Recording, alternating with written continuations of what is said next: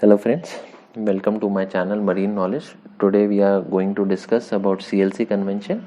CLC Convention, as we all know, is International Convention on Civil Liability for Oil Pollution Damage. Okay, so now here I have jotted down some of the questions related to the CLC Convention and will answer all these questions in this video to cover up the entire topic of the CLC Convention. Okay. So whenever we go through any convention, the first thing that comes in our mind always is why the convention came into force or what was the history behind bringing this convention. So the reason for bringing CLC convention was the world's first major oil tanker disaster, that is the Torrey Canyon oil spillage. Okay, so Torrey Canyon was an oil tanker which left Mina Al Emdi, Kuwait, to her intended destination in Wales. But on 18 March 1967, due to navigational error, Torrey Canyon struck Pollard's Rock on Seven Stones Reef. It was the world's first major oil tanker disaster. At the time of the incident, the ship was carrying 1 lakh tons of crude oil. The incident had occurred outside the territorial water of any country. Millions of dollars were spent for cleanup operation. Apart from that, there was a great damage to the ecology. So now the question arises in our mind is who will pay for the losses? Claims were made by the British and French government against the owner of the vessel, but after Torrey Canyon was wrecked, its value was that of one remaining lifeboat. So the disaster had led to many changes in international regulations such as International Convention on Civil Liability for Oil Pollution Damage, also known as CLC 69. Which imposed strict liability on ship owners without the need to prove negligence. So now we know why CLC convention came into force. Okay, so we move on to our next slide where we have some important dates regarding CLC convention. CLC convention first came into existence in 1969 and was called CLC 69. This convention was later amended in 1992. CLC 92 was amended in year 2000 to increase the amount of compensation. Okay, so now we come up to our next question, which says in what cases CLC convention can be applied. Okay, so there are 2 points. First is the CLC convention is applied to the pollution caused by persistent oil. Now the thing is, what is persistent oil? Persistent oil are the ones that persist and do not dissipate easily. Examples of persistent oil are crude oil and heavy fuel oil. Secondly, the 92 protocol extended the convention to cover spills from sea-going vessels constructed or adapted to carry oil in bulk as cargo, so that it applies to both laden and unladen tankers, including spills of bunker oil from such ships. So the second point says it includes oil tanker whether they were laden or unladen tankers. So CLC convention applies to both of them, whether it is laden or unladen tanker. Up, the next question is area of application of the CLC convention, and means the CLC convention is applicable up to which area. Okay, the CLC convention is applicable to the territorial waters of the contracting state as well as to the exclusive economic zones of the contracting state. So territorial water, as we know, extend up to 12 nautical miles from the baseline of the contracting state, whereas the EEZ extend up to 200 nautical miles from the baseline of the contracting state. So this means that the CLC convention is applicable up to 200 nautical miles from the baseline of the contracting state. So now we know up to where it is applicable. Now the main question comes is who will pay in case of pollution incident. So the CLC convention clearly states that liability of oil pollution lies with ship owner alone. No claims can be made against the servant, agent, crew member, pilot, charter or any person taking preventive measures. Okay, so now we know that ship owner is liable for all the damages. But the question comes is how much ship owner need to pay in case of a pollution incident. So to answer this question, we will have 3 situations.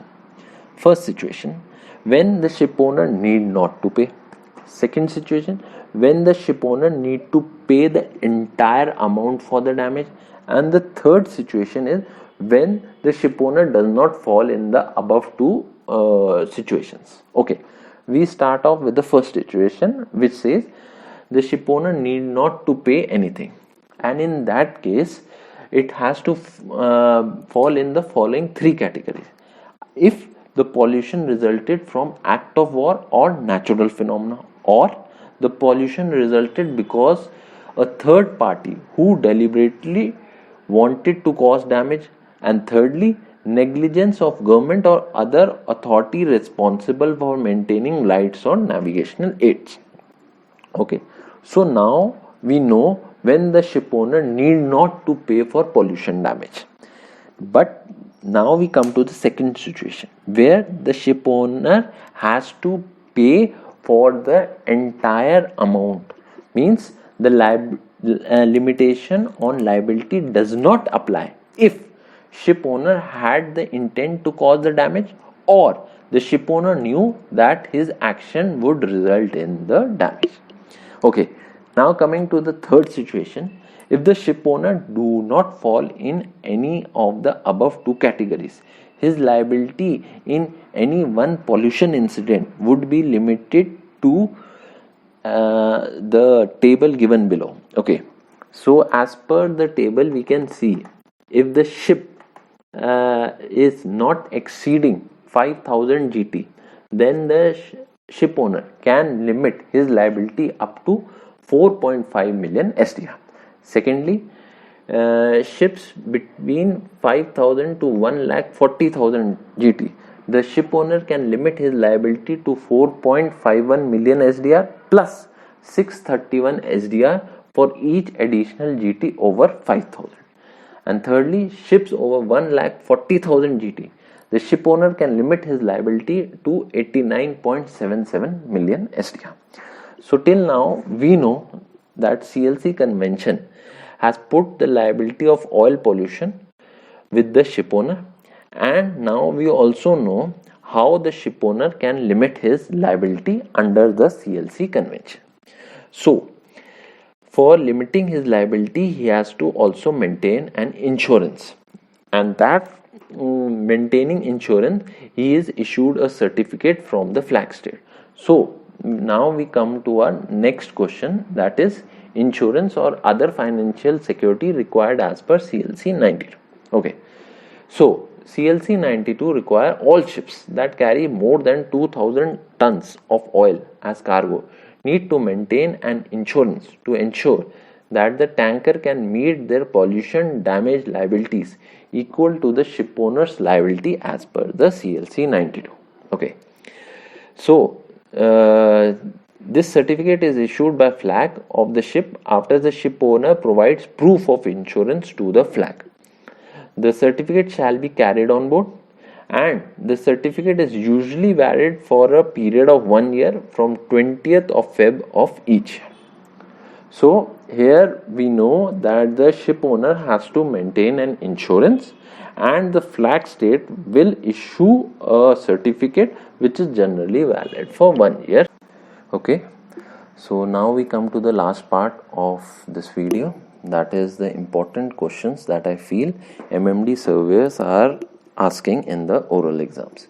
So the first question is, what is SDR? So SDR stands as Special Drawing Rights. It was created by IMF.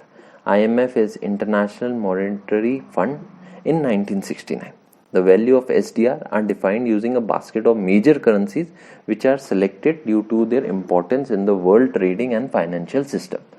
The basket now includes US dollar, euro, Chinese renminbi, Japanese yen and pound sterling.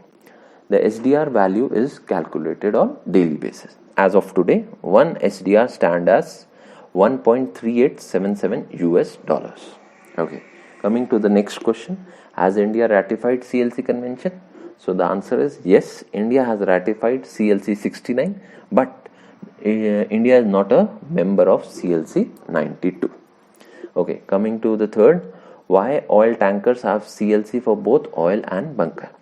So the answer is because oil CLC does not cover MgO, being a non-persistent oil, but bunker CLC covers. It covers the gap of CLC because it covers lighter bunkers like MDO, MgO and residues which were not covered by CLC.